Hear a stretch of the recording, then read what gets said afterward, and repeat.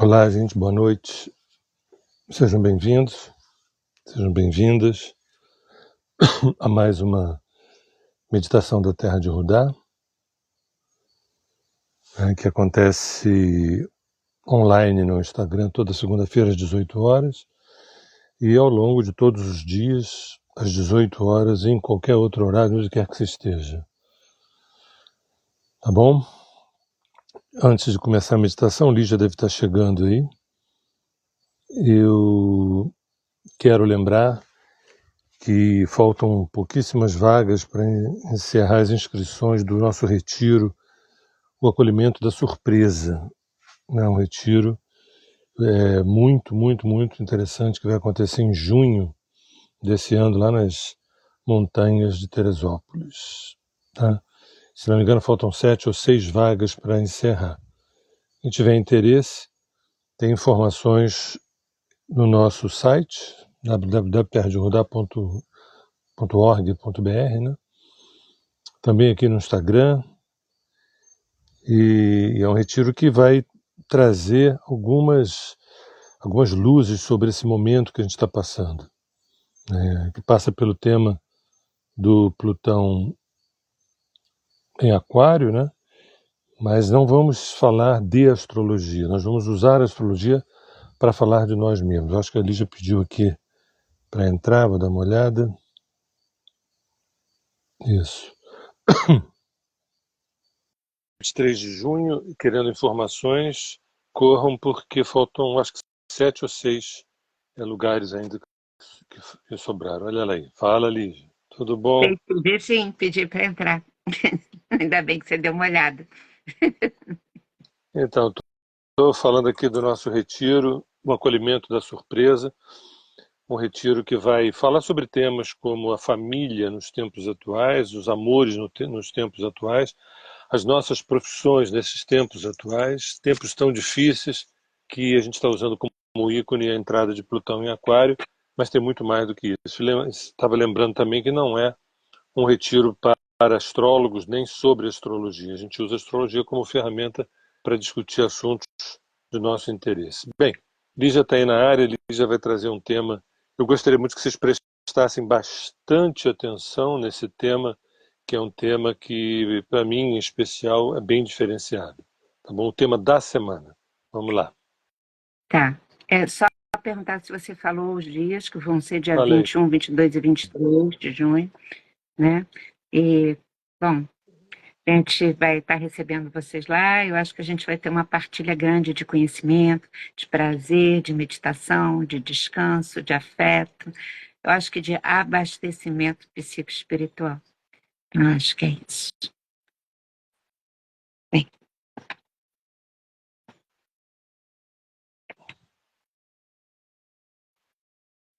o Monte Xi está situado no oeste da China, terra natal do rei Wen, cujo filho, o Duque de Shu, acrescentou os comentários às linhas individuais dos Xin. O texto assim rememora o período da ascensão da dinastia Shu. Naquela época, o rei Wen apresentou seus mais ilustres auxiliares ao deus da montanha de sua terra natal, e cada um deles teve direito a um lugar na sala dos antepassados. Junto ao governante, lá ficaram.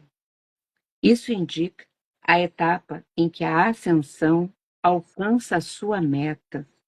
O homem se torna célebre entre os deuses e os homens.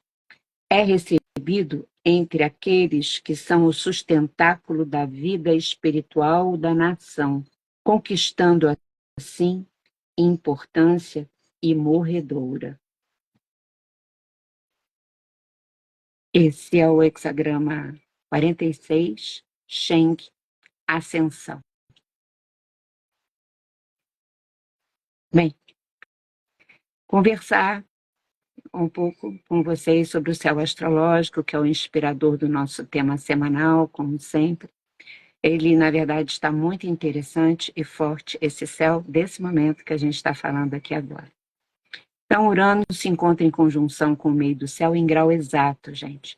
Quando um planeta se encontra em grau exato, em conjunção com um outro planeta ou com algum ponto importante do mapa, isso é muito significativo na sua manifestação. Bom, Urano ainda se encontra em trígono com a Vênus, ela em conjunção com Marte está em Capricórnio. Júpiter se encontra na 9ª casa, em sextil com Saturno em Peixes. Plutão faz conjunção com Mercúrio em Aquário, em oposição ao ascendente desse momento, que é Leão. O Sol em Aquário, que nós estamos, faz quadratura com Urano e com o meio do céu. E a Lua se encontra em Sagitário, na casa 5, em quadratura com Netuno. Bom, como a gente sempre diz, não precisa entender o astrologuês. A gente traz essas referências para todo mundo saber que a gente elaborou o tema da semana a partir delas. Mas o que importa é compreender o recado que está no tema, que a gente vai conversar então agora sobre ele. Então, o tema de hoje até domingo, de trabalho pessoal nosso, diz assim: o que há para além dos meus problemas resolvidos? O que há para além de uma vida boa e bem-sucedida nesse mundo? E o comentário diz: se é verdade, então, que somos fractais da fonte primordial, o que esperar desse humano divino? Bem, eu não vou explicar todos os aspectos astrológicos que eu mencionei antes, mas só para a gente ter uma ideia, eu vou salientar Urano, o nosso amigo Urano, regente de Aquário. Ele é a força da transcendência. E nesse momento ele está ocupando o lugar mais elevado desse mapa, nos mostrando e constelando na nossa alma, na alma de todos nós, aquilo que é mais importante realizarmos, porque ele é o mais elevado. E o que é isso? É a transcendência. A nossa transcendência, a transcendência da visão materialista sobre a vida, para estarmos cada vez de maneira mais forte, em conexão também de maneira cada vez mais plena com a mente divina, eu acho que eu posso falar assim, com a mente da fonte primordial. Além do Urano, a gente tem o Júpiter, que rege Sagitário, ele se encontra na casa 9, que é a casa de Sagitário, e a gente tem a Lua em Sagitário. Então, há uma redundância sagitariana, digamos assim, sobre um mesmo assunto. E esse assunto é: o nosso foco deve estar completamente dirigido nesse propósito transcendente, de desenvolvermos a realização amorosa entre eu e o outro, eu e nós e o todo cósmico. Claro, começando pela experiência amorosa entre eu e eu mesmo, né? Mas eu e o outro, eu e o nós e o todo cósmico, que é quando a gente vai além dessa nossa vidinha aqui, pequena. Agora, eu queria que a gente prestasse atenção ao que o tema diz, né, por escrito, porque ele diz assim: o que há além dos meus problemas pessoais resolvidos? Né? Então, essa pergunta, eu acho que nos chama atenção para que a gente possa se indagar agora sobre algo além dos nossos problemas pessoais, do nosso mundinho, e que ser bem-sucedido ou bem-sucedida no mundo socioeconômico cultural não basta. Mas essa mesma pergunta, eu acho que ela nos convida de uma maneira sutil a percebermos que é preciso estar com os nossos desafios no mundo resolvidos, ou em processo contínuo de resolução. Porque, por exemplo, eu acho que com fome, ou sem casa, ou com a casa que está prestes para desabar, ou sem poder comprar o remédio que o filho precisa, por aí vai, não dá para pensar em transcendência. Mas essa frase também fala um porquê importantíssimo, essa pergunta. Qual é esse porquê? Né, da gente precisar estar no caminho, pelo menos, da realização dos nossos problemas no mundo, né, da nossa vida no mundo. que é o que nos acontece no mundo, a gente já sabe, né? Aqui na Terra de Judá, no Tornar-se Presente, são etapas provocativas para chegarmos exatamente a esse desenvolvimento transcendente. Não dá, não tem jeito da gente dar aquele jeitinho que às vezes a gente gosta e pular as etapas. E essas etapas são provocadas com o que nos acontece no mundo, na vida cotidiana, o tempo todo. Por isso mesmo, eu sempre digo, entre várias coisas, que até como símbolo máximo, talvez, da vida material seja o dinheiro, né? Que ele é uma representação muito grande de ser uma ferramenta espiritual maravilhosa, já que a nossa relação com o dinheiro, quando a gente tem muito, o que, que a gente faz com ele, ou quando a gente não tem, né? O que, que isso significa? Né? Porque a nossa relação com o dinheiro explicita um monte do nosso nível consciencial, assim como tudo que a gente vive por aqui. Porque eu acho que, por fim, se a nossa vida pessoal, particular, no mundo está uma bagunça, é porque a gente não deve estar fazendo o dever de casa para acendermos direitinho, né? Então, eu acho que a gente precisa se lembrar disso tudo com essa pergunta tão, tão singela, aparentemente, né? Mas eu acho que o que eu queria continuar falando, né, minha gente, é que é raro um céu, né, Sérgio, tão instigante e claro sobre esses questionamentos. O que que há para além de uma vida boa e bem-sucedida no mundo? Se é verdade que somos fractais da fonte primordial, o que esperar desse humano divino? Não é? Então, mas essa afirmação, ela não acaba aí. Eu acho que tem mais. Nós temos também a luz do hemisfério sul nos orientando a semana, revelada pelo I Ching, através do nosso calendário da luz da Terra de Judá, né, que é sempre uma orientação maravilhosa. Né? Mais uma vez, ou uma vez mais, o tema astrológico da semana é totalmente sincronizado com o calendário da luz. O hexagrama dessa semana é Terra sobre Madeira, e ele é o do número 46, ele é o Ascensão. Não é exatamente. Bom, eu queria ainda lembrar algumas coisas aqui. Que tudo que está escrito no I Ching, quando vem assim, o homem, se refere a todos os sexos, na verdade, é porque, inclusive, até bem pouco tempo se falava assim, né? Falava o homem e estava tudo incluído. Esse é um texto super antigo, né? Então, o texto que eu abri a nossa conversa, quando eu comecei a ler, né?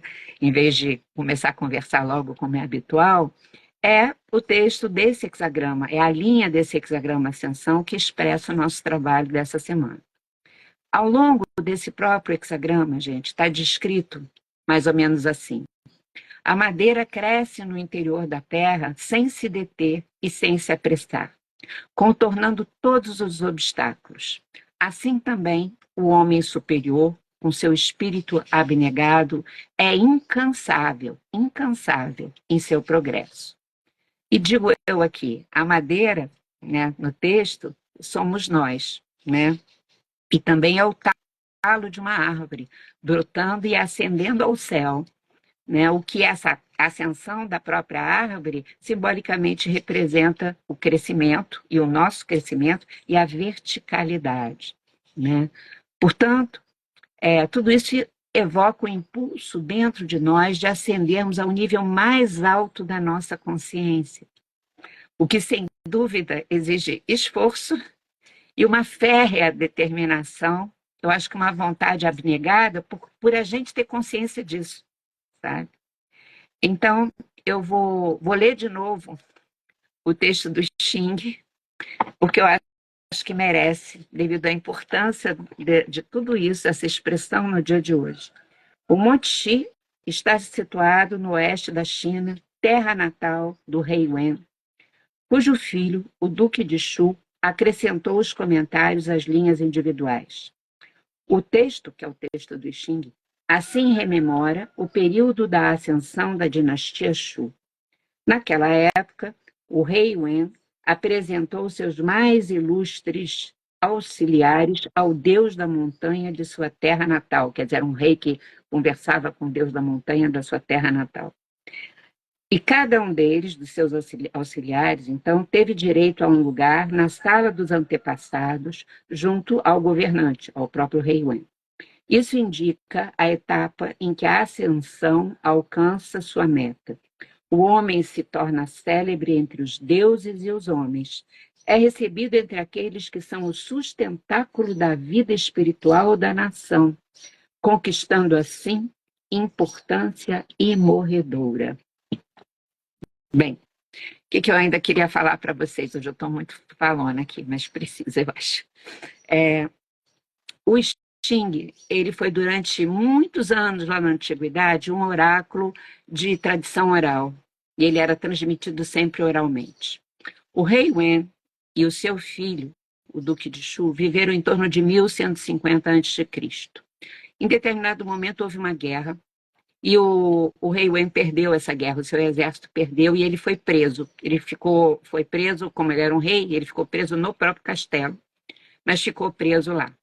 Enquanto ele estava prisioneiro, ele resolveu escrever o conhecimento do I Ching, tornar o I Ching um oráculo escrito e um livro de conselhos preciosos quanto à conduta que leva uma pessoa a se tornar coautora do seu destino e realizar o seu propósito, que é o que a gente tem até hoje. É esse texto por causa dele.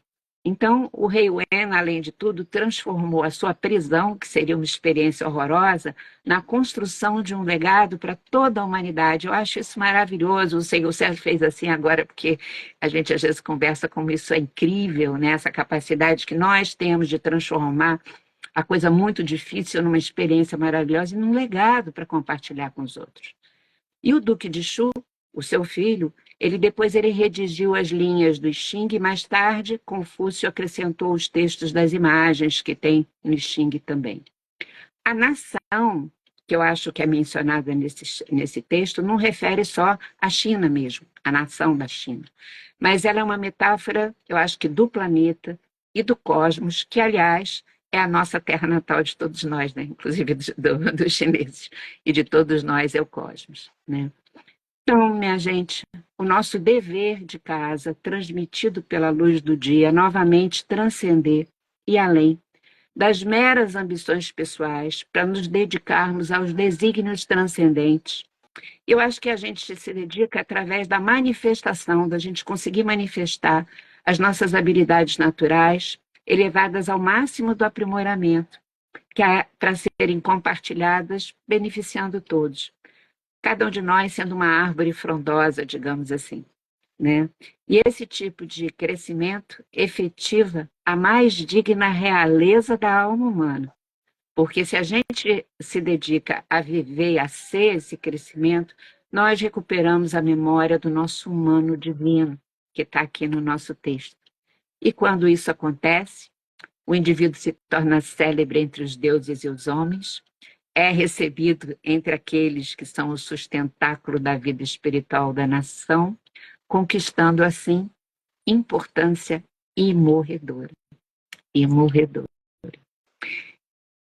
Eu acho também, só para terminar aqui, que eu me perguntei por que será que nessa semana existe essa ênfase energética sobre esse assunto, transcendência, consciência, bem comum, né? Sem falar que na sexta-feira a gente vai ter uma lua nova em Aquário, né? Nessa sexta dessa semana. Por que tanta ênfase? E eu acabei compreendendo que é porque, principalmente a partir desta quarta-feira também, e da outra semana, nós teremos o outro lado, que não é esse lado tão luminoso, porque o céu astrológico vai se tornar também cada vez muito mais desafiador pelo restante de fevereiro inteiro. Então, o velho, no sentido do engessamento, e o novo vão estar se confrontando demais. Talvez muitas reviravoltas aconteçam e será muito preciso, eu acho que muita consciência individual e coletiva para que a gente atravesse esse momento e cumpra com o que a gente está fazendo aqui de verdade, né? Então é isso. Bem, só fazendo algumas pequenas considerações, há quem diga que o Duque de Shu era Ah, sobrinho do rei Wen. Era sobrinho, mas isso não vem ao caso, mas parece que era sobrinho e não filho.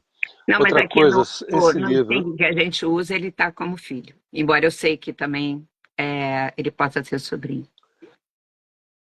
o esse livro que a gente se baseia, esse livro, há quem diga também que esse foi o livro mais antigo da história, o Xing, né? Ele levou 5.000 anos para ser escrito tal qual conhecemos hoje. O primeiro lá atrás, que sem saber que estava escrevendo coisa nenhuma, era a figura, quem sabe, mitológica, quem sabe histórica, de Fuxi, que É, vendo o dorso de uma tartaruga, ele viu as ranhuras da linha inteira, que era o Yang, era o masculino, e a linha partida, que era o Yin. Anos depois, ele criou o trigrama e isso já explicava tudo, mas não explicava. Rei Wen uhum, percebeu muito tempo depois de que a humanidade não ia entender o que significavam linhas inteiras ou linhas cortadas. E aí eles falaram, ele fez os hexagramas e desenvolveu isso. Mas isso ainda não era suficiente. Quando o sobrinho dele, ou o filho dele, chamado Duque de Shu, percebeu que ele tinha que explicar essas linhas, né? E aí ele explicou. E muito tempo depois, Confúcio, já formando 5.000 anos, ele resolve escrever as asas do Xing, que são os comentários sobre os comentários das, das linhas do hexagrama. Ou as seja, mãos. um livro que parece ser tão somente oracular, na verdade é um livro de sabedoria. Então a gente está trazendo aqui esse material, embora eu saiba que para muitos, tanto a astrologia quanto o I Ching, não sejam de domínio público, é difícil, tem que fazer cursos, mas recebam. Olha, a gente não aprende só pelo aspecto consciente, tá? Se por acaso alguém estiver dormindo nesse momento, né, enquanto a gente faz esse nosso encontro aqui, né, ligou o celular, começou a sentar e achou o papo chato e dormiu, vamos dizer assim, essas pessoas que por acaso dormiram estão recebendo essas informações, embora não saibam, ao acordar, falar sobre. Mas o inconsciente não tem esse papo de caderninho e caneta para anotar, não. Tudo o que está acontecendo, somente tudo, aquilo de alguma forma é absorvido. Tá? Alguém botou, é impossível. Ele está dizendo que é Até impossível porque, estar né, homem, dormindo. a gente está recebendo a luz do dia, a gente está recebendo as emanações aí É, da constelação do céu. Então, de qualquer maneira, por vias diferentes, a gente só fala porque facilita para quem tem interesse a coisa quando ela é falada, assim como o Rei Wen, ao escrever pela primeira vez, também facilitou a nossa compreensão do próprio Xing. exatamente. Então, embora estejamos vivendo períodos turbulentos, o céu de hoje, desse momento que nós falamos, é um céu bem auspicioso. Tem sempre quadraturas e oposições, tem sempre situações difíceis, mas para nós que estudamos astrologia, não são trígonos nem quadraturas que são fáceis ou difíceis. Nada disso é fácil, nada disso é difícil. O que é difícil é eu não sei lidar com. Isto é que é difícil. Ou seja, sem consciência ou por outra, com ignorância, qualquer coisa é difícil, qualquer coisa é complicada. Bem, então eu vou pedir que todos nós agora possamos fechar os olhos, né? E ainda sob os auspícios de, por exemplo, Urano no grau exato, né, 19 graus, no grau exato lá com o meio do céu, todo mundo fechando os olhos, procurando uma posição confortável. Quem estiver na rua, no Uber, andando, na praia, ou, né, no ônibus, onde quer que seja, não dá para fechar os olhos, mas em estado de observação. Mais importante do que os olhos fechados é um estado de atenção, um estado de observação. Tá? Então, vamos fechar. Quem puder, quem conseguir agora nesse momento, numa posição mais confortável possível, vamos fechar os olhos, respirar,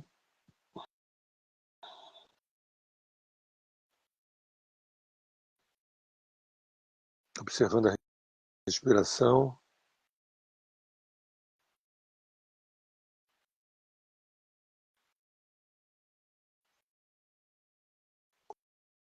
observando o corpo, os pés, as pernas,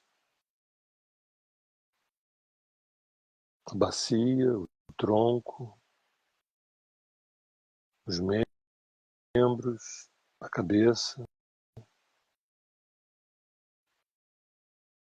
Como está esse teu corpo agora?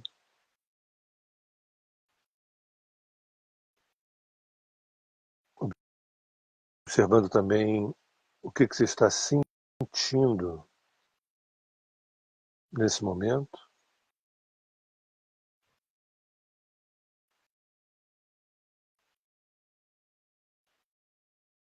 E por fim, observe a presença. Sinta a presença transpassando você.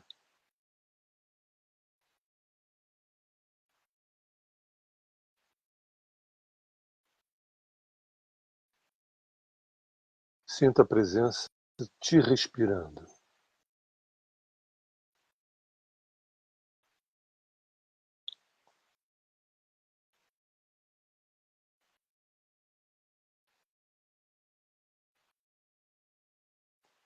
Eu me convoco à prontidão.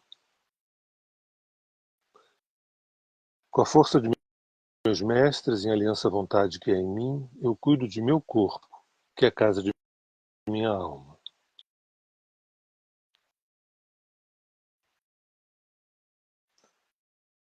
Com a força de meus mestres, em aliança à vontade que é em mim, eu cuido de minha alma, que é a casa do espírito.